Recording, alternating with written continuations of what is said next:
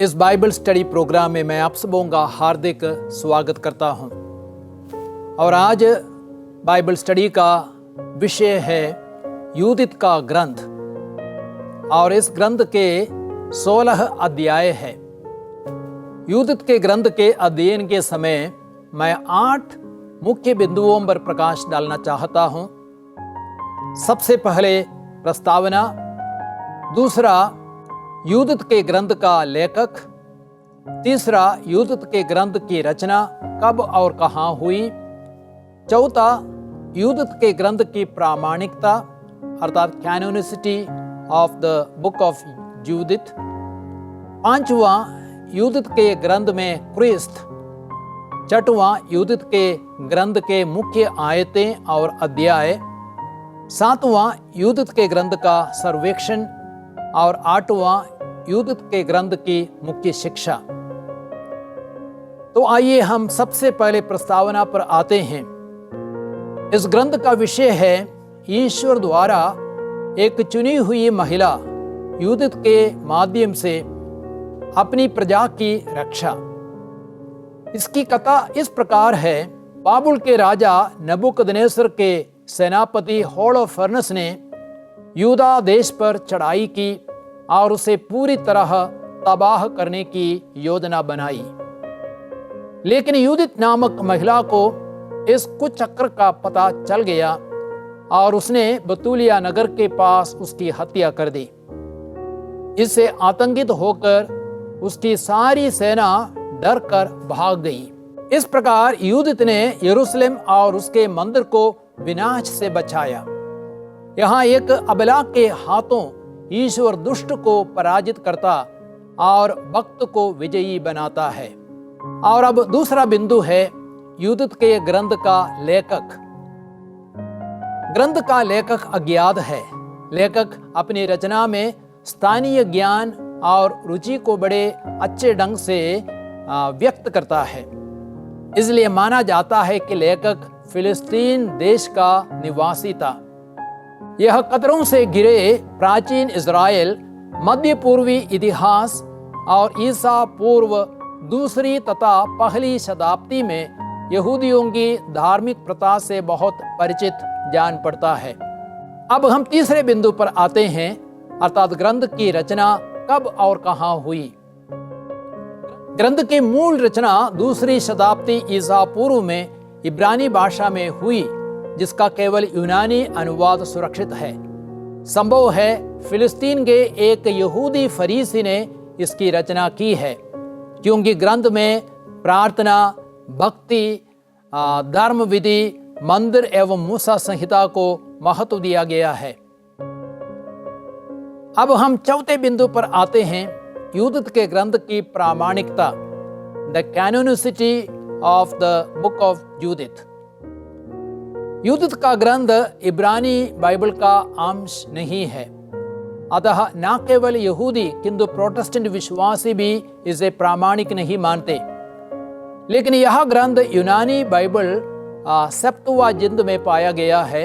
अतः कैथोलिक कलीसिया इसे कानूनी मानती है, क्योंकि ट्रेंट की महासभा जो 1546 ईस्वी में हुआ था, उस महासभा ने इसे कानूनी घोषित किया है। पूर्वी ऑर्थोडॉक्स कलीसिया भी इसे कानूनी मानती है। अब हम पांचवें बिंदु पर आते हैं, यूदित के ग्रंथ में क्रिस्त। यूदित क्रिस्त के समान अपने लोगों की मुक्ति के लिए अपने प्राण को संकट में डालती है। वह क्रिस्त के समान यहूदियों के लिए मध्यस्थता का कार्य करती है। भयानक संकट के बावजूद भी यूदित के माध्यम से ईश्वर अपनी प्रजा की रक्षा करता है। उसने क्रिस्त के समान उपवास प्रार्थना द्वारा इज़राइल को बचाया। वह विश्राम दिवस और पर्वों को छोड़कर प्रतिदिन उपवास करती थी। यूदित ने उच्च स्वर में प्रभु से प्रार्थना करते हुए कहा, ईश्वर, मेरे ईश्वर, मुझ विधवा की प्रार्थना स्वीकार कर। असुरियों की सेना कितनी विशाल है, उन्हें अपने घोड़ों और घुड़सवारों पर अभिमान है। वे अपने पैदल सैनिकों का घमंड करते हैं। हे शाश्वत ईश्वर, उनके साम्राज्य का विनाश कर। अपने बाहुबल से उनकी सेना को तितर बितर कर और क्रुद्ध होकर उनका साहस तोड़ दे। तो इस प्रकार यूदत ने प्रार्थना की। अब हम 6वें बिंदु पर आते हैं, यूदत के ग्रंथ के मुख्य आयतें और मुख्य अध्याय। मुख्य आयतें एक है यूदत का ग्रंथ अध्याय 5 वाक्य संख्या 20 और 21, जहां भी लिखा गया है, स्वामी और प्रभु, अब यदि यह जाति दोषी है और अपने ईश्वर के विरुद्ध पाप करती है और हमें इसके अपराध का पता चल जाता है, तो हम ऊपर चढ़कर उसे पराजित कर दे। किंतु यदि इस जाति में कोई अधर्म नहीं है, तो मेरे स्वामी इससे दूर रहे। कहीं ऐसा ना हो कि इसका प्रभु ईश्वर इसकी रक्षा करे और समस्त पृथ्वी की दृष्टि में हमारा अपमान हो। कहने का तात्पर्य यह है, पाप इज़राइल को कमजोर बनाता है, पराजित करता है। यदि पाप नहीं करते तो इज़राइल मजबूत रहता। हम क्रिस्तियों के लिए भी यही बात सच है। यदि क्रिस्तीय निष्पाप रहेंगे, ईश्वर सदा हमारे साथ रहेंगे और हम मजबूत रहेंगे। और एक दूसरी मुख्य आयत है यूदत का ग्रंथ अध्याय 8 वाक्य संख्या 16, जहां भी लिखा गया है, आप हमारे प्रभु ईश्वर को निर्णय के लिए बाध्य करने का प्रयत्न मत कीजिए, क्योंकि ईश्वर को मनुष्य की तरह डराया या फुसलाया नहीं जा सकता। हम शर्त रखकर ईश्वर को बाध्य नहीं कर सकते। हमें धैर्य रखकर ईश्वर की दया की प्रतीक्षा करनी है। और एक तीसरी मुख्य आयत है यूदत का ग्रंथ अध्याय 9 वाक्य संख्या 11, जहां पे वचन कहता है, तेरी शक्ति ना तो विशाल संख्या पर निर्भर है और ना तेरा सामर्थ्य शूर वीरों पर। तू दीनहीन लोगों का ईश्वर है, दलितों का सहायक, बलहीनों का रक्षक, उपेक्षितों का संरक्षक और निराश जनों का उद्धारक है। तो यूदत ने इस प्रकार प्रभु से प्रार्थना की। तो अब हम यह भी देखते हैं, यूदत के ग्रंथ का मुख्य अध्याय है अध्याय 13। इस अध्याय में हम देखते हैं कि यूदत होलोफर्नेस का गर्दन काटती है। इस प्रकार इजरायलियों को अश्शूरियों पर अप्रत्याशित विजय मिलती है। होलोफर्नेस मद्यपान से बिल्कुल बेहोश होकर अपनी शैया पर पड़ा था। यूदत ने अपनी सेविका को आज्ञा दे रखी थी कि वह शयन कक्ष के निकट रहे और उसके बाहर निकलने की प्रतीक्षा करे। अब होलोफर्नेस के पास से सब लोग जा चुके थे। यूदत ने कहा, प्रभु सर्वशक्तिमान ईश्वर, यरूशलेम की महिमा के लिए इसी घड़ी मेरे हाथों के कार्य पर ध्यान दे, क्योंकि अब अपनी विरासत की सहायता करने और उन शत्रुओं के विनाश के लिए मेरी योजना पूरी करने का समय आ गया, जिन्होंने हम लोगों पर आक्रमण किए। यूदत ने होलोफर्नेस की तलवार उठा ली और पूरी शक्ति से उसकी गर्दन पर तलवार से 2 बार प्रहार किया और उसका सिर धड़ से अलग कर दिया। अब हम 7वें बिंदु पर आते हैं, यूदत के ग्रंथ का सर्वेक्षण। ग्रंथ को हम 3 भागों में विभाजित कर सकते हैं और पहला भाग है अश्शूरियों का आक्रमण, अध्याय 1 वाक्य संख्या 1 से लेकर अध्याय 7 वाक्य संख्या 32 तक। यहाँ पे इस पहले भाग में हम देखते हैं, निनवे में अश्शूरियों पर शासन करने वाला राजा नेबुकदनेस्सर ने मीदिया के राजा और अन्य कई राष्ट्रों पर क्रुद्ध हो उठा। उसने शपथ खाई कि वह उन सभी देशों से और सारे यहूदिया से बदला लेगा और उनको तलवार के घाट उतारेगा। अश्शूरियों के राजा नेबुकदनेस्सर ने अपने प्रधान सेनापति होलोफर्नेस से कहा, तुम अपने साथ 1,20,000 पैदल सैनिकों और 12,000 घुड़सवारों को लेकर सारे पश्चिमी देशों पर आक्रमण करो। होलोफर्नेस ने युद्ध के लिए उत्तम सैनिकों एवं घुड़सवारों को चुना और युद्ध के लिए निकल पड़ा। उसने पृथ्वी भर के देवताओं का विनाश करने का संकल्प किया, जिसे सब राष्ट्र केवल नेबुकदनेस्सर की आराधना करे। होलोफर्नस ने कई पश्चिमी राष्ट्रों पर आक्रमण किया और उनका संपूर्ण विनाश किया। यहूदिया में रहने वाले इजराइलियों ने सुना कि राजा नेबुकदनेस्सर के प्रधान सेनापति होलोफर्नस ने उन लोगों के साथ क्या किया था।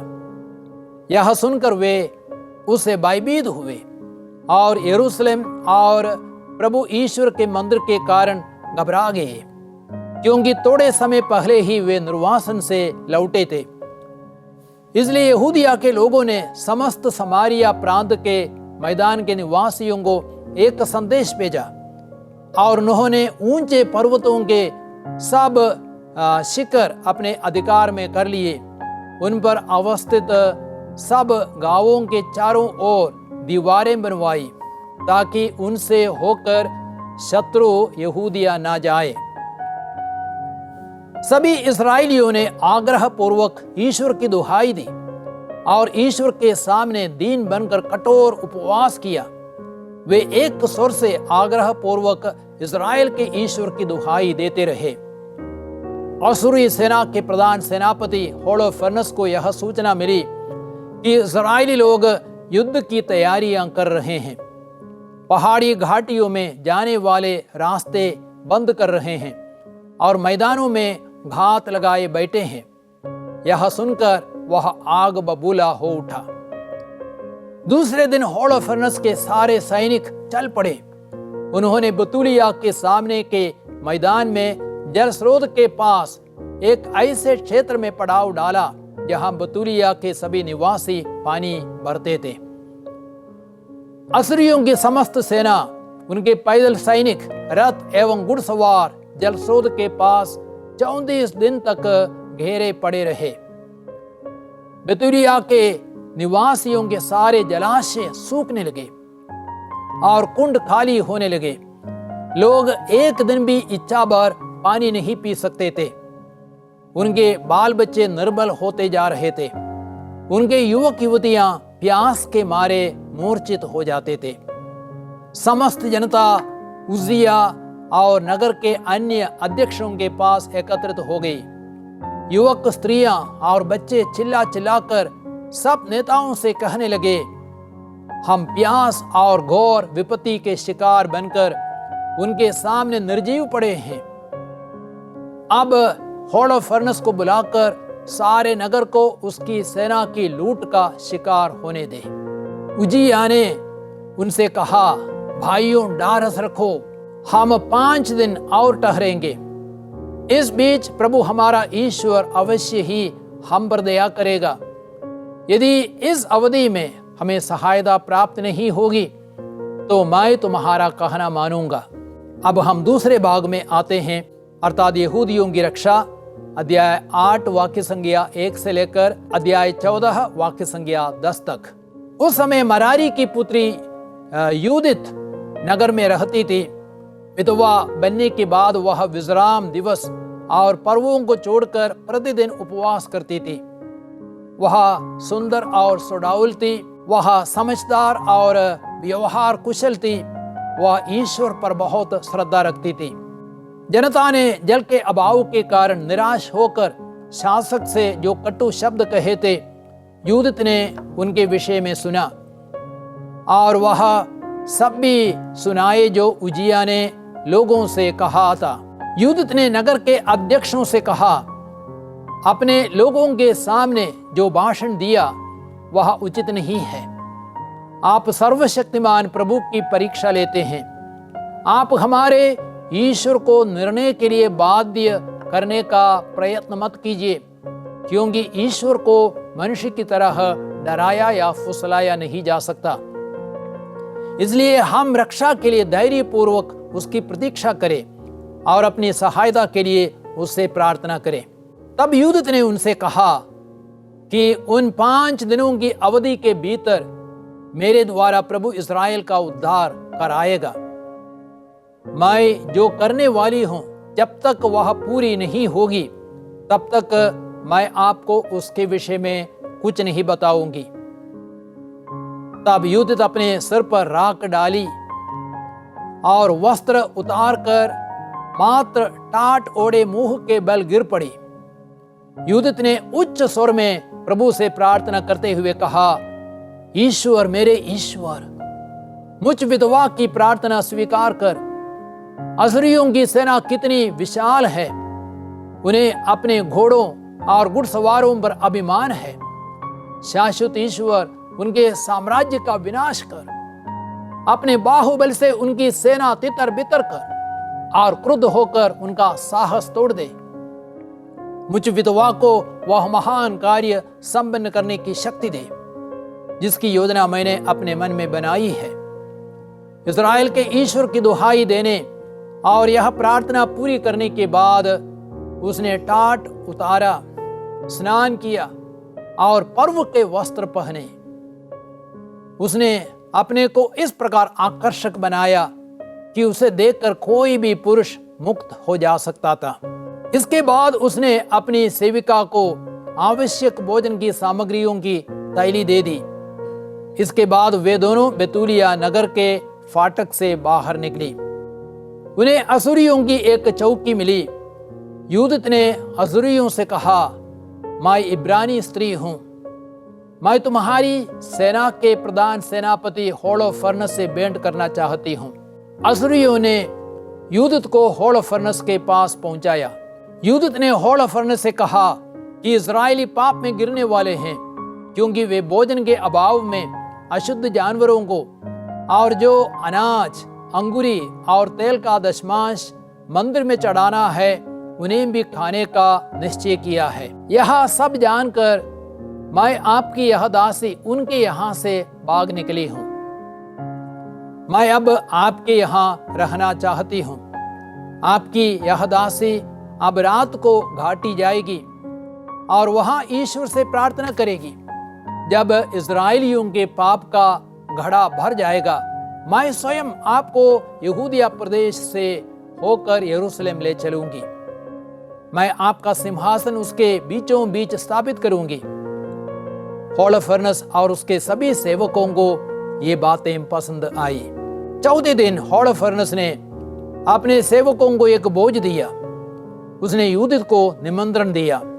यूदित को देखकर होलोफर्नस मुक्त होकर उत्तेजित हो उठा और उससे संसर्ग करने की प्रबल कामना करने लगा। होलोफर्नस उसके कारण बहुत प्रसन्न था। उसने बहुत अधिक मदिरा पी। यूदित तंबू में अकेली रह गई। होलोफर्नस मद्यपान से बिल्कुल बेहोश होकर अपनी शैया पर पड़ा था। उसने होलोफर्नस के सरहाने के पास जाकर उस पर से उसकी तलवार उठा ली। इसके बाद उसने पूरी शक्ति से उसकी गर्दन पर तलवार से 2 बार प्रहार किया और उसका सिर धड़ से अलग कर दिया। वह बाहर निकली और उसने होलोफर्नस का सिर अपनी सेविका को दिया। इसके बाद वे दोनों पहले की ही तरह प्रार्थना करने के बहाने निकल पड़ी और बेतूलिया के पहाड़ पर चढ़कर उसके फाटक के पास जा पहुंची। फाटक खोला गया। जब लोग एकत्रित हुए, यूदित ने होलोफर्नस का सिर थैली से निकाला और उसे दिखलाते हुए उनसे कहा, यह असुरी सेना के प्रधान सेनापति होलोफर्नस का सिर है। सब आश्चर्यचकित हो गए और सबों ने ईश्वर की स्तुति की। अब हम तीसरे भाग में आते हैं, यहूदियों की विजय। अध्याय 14 वाक्य संख्या 11 से लेकर अध्याय 16 वाक्य संख्या 25 तक। जैसे ही पौ फटने लगी, सब इस्राएली पुरुष अपने अपने अस्त्र शस्त्र दलों के अनुसार पर्वत से नीचे की ओर जाने वाले मार्गों पर चल पड़े। जब असुरियों ने उन्हें देखा तो उन्होंने अपने नेताओं को सूचित किया। वे होलोफर्नस के तंबू के पास एकत्रित हो गए। जब प्रबंधक होलोफर्नस के शयन कक्ष के भीतर गया, उसने देखा कि होलोफर्नस मरा हुआ पड़ा है और उसका सिर हटा दिया गया है। तब वह ऊंचे स्वर से चिल्लाकर उठा तथा रोता पीटता और आहें भरता रहा। जब असुरी सेना के अध्यक्षों ने ये शब्द सुने तो वे बहुत घबरा गए। वे इतने भयभीत और आतंकित हो उठे कि कोई भी अपने सैनिक दल के साथियों के साथ नहीं रहा। सब के सब तितर बितर होकर मैदान और पहाड़ी प्रदेश के सब मार्गों पर भाग निकले। इस्राएलियों ने जैसे ही यह सुना वैसे ही वे सभी एक साथ शत्रुओं पर टूट पड़े और उनको खदेड़ दिया। बेतूलिया के निवासियों ने अशूरियों के पड़ाव में घुसकर उन्हें लूटा और उनके हाथ बहुत सारा धन लगा। तब यूदित और इस्राएलियों के समान यह गीत गाने लगे। तब यूदित सब इस्राएलियों के सामने यह गीत गाने लगी और सब लोग प्रभु का यह स्तुतिगान ऊंचे स्वर में गाने लगे। लोग यरूशलेम में पवित्र स्थान पर 3 महीने तक आनंद मनाते रहे और यूदित उनके साथ रही। अब हम अंतिम बिंदु पर आते हैं, 8वां बिंदु, अर्थात हमारे लिए क्या शिक्षा है। यूदित के ग्रंथ हमें क्या सिखाता है। सबसे पहले लेखक अपने लोगों को यह शिक्षा देना चाहता है कि उनकी निष्ठा के कारण प्रभु सदा उनकी सहायता और संरक्षण करता रहेगा और उन्हें विपत्तियों से मुक्त कर कुकर्मियों को दंड देगा। होलोफर्न समस्त दुष्ट शत्रुओं का प्रतीक है और अबला यूदित ईश्वर भक्त धर्मी लोगों का प्रतीक है। तो एक बहुत बड़ी शिक्षा यह है, ईश्वर इतिहास का मालिक और वह अपने लोगों को शत्रुओं से बचाने में सक्षम है। शत्रु कितने भी शक्तिशाली क्यों ना हो, उसकी सेना कितनी भी बड़ी क्यों ना हो, वह ईश्वर के अधीन है और ईश्वर उसका अधिपति है। अशूर के राजा नेबुकदनेस्सर और उसका सेनापति होलोफर्नस बहुत ही शक्तिशाली थे। उन्होंने बहुत से राष्ट्रों को पराजित किया था और उन्हें अपने अधीन में कर लिया था, लेकिन इस्राएलियों को अपने अधीन में करने में असमर्थ थे क्योंकि वे ईश्वर पर निर्भर थे। एक ईश्वर भक्त विधवा यूदित ने होलोफर्नस के गर्दन को काटा और अशूरियों के हाथों से इस्राएलियों को बचाया। और एक दूसरी महत्वपूर्ण शिक्षा यह है, विजय मानव शक्ति से नहीं बल्कि ईश्वर की शक्ति से ही संभव है। जैसे ईश्वर ने इस्राएलियों को मूसा द्वारा मिस्र की गुलामी से बचाया, दाऊद द्वारा फिलिस्तियों के हाथों से बचाया, वैसे ही ईश्वर उन्हें एक ईश्वर भक्त विधवा यूदित के द्वारा बचाता है। ईश्वर ने इस्राएलियों को सेना के बल से या मनुष्य के सामर्थ्य से नहीं बल्कि अपने सामर्थ्य और प्रज्ञा से बचाया। ग्रंथ हमें सिखाता है कि एक विशाल सशक्त सेना को पराजित करने के लिए एक ईश्वर भक्त महिला काफी है। और तीसरी महत्वपूर्ण शिक्षा यह है, यदि हम ईश्वर के विरुद्ध कोई पाप नहीं करेंगे, कोई भी शत्रु हम पर विजयी नहीं होंगे। अहियोर ने होलोफर्नस से कहा कि जब तक यह जाति अपने ईश्वर के सामने पाप नहीं करती थी तब तक यह सकुशल रही, क्योंकि इसका ईश्वर जो अधर्म से घृणा करता है इसके साथ था। इसलिए अब यदि यह जाति दोषी है और अपने ईश्वर के विरुद्ध पाप करती है और आपको इसके अपराध का पता चलता है तो आप ऊपर चढ़कर इसे पराजित कर दें। किंतु यदि इस जाति में कोई अधर्म नहीं तो आप इससे दूर रहें, कहीं ऐसा ना हो कि इसका प्रभु ईश्वर इसकी रक्षा करे और समस्त पृथ्वी की दृष्टि में आपका अपमान हो। क्रिस्तियों के लिए भी यह बिल्कुल सही है। यदि क्रिस्ती अपने प्रभु के प्रति वफादार है और प्रभु के आदेशों का पालन करते हैं तो अंत में विजय हमारा है। दुनिया में कोई भी शक्ति उन पर विजयी नहीं होगी। हमारा पाप ही हमारे पराजय का कारण है। तो प्यारे भाई और बहनों, आप लोगों ने यूदित के ग्रंथ का एक छोटा सा परिचय देखा और सुना। तो मैं आपसे अभी निवेदन करूंगा, आप अभी यूदित के ग्रंथ का अध्ययन करें और मेरी आशा है और आसानी से आप उस ग्रंथ को समझ सकेंगे। सबको जय यीशु।